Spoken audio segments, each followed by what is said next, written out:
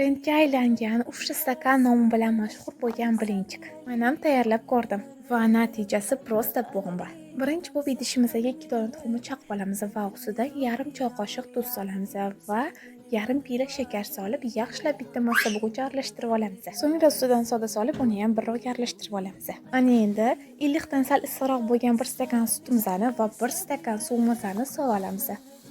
Bitta aralashtirib va ustidan 1 stakan unimizni elangan holatida solamiz va qumollari ketguncha yaxshilab aralashtiramiz. Qumollari ketgandan so'ng ustidan yarim pira yog' solib, bitta aralashtirib, ustini 10 daqiqaga yopib qo'yamiz.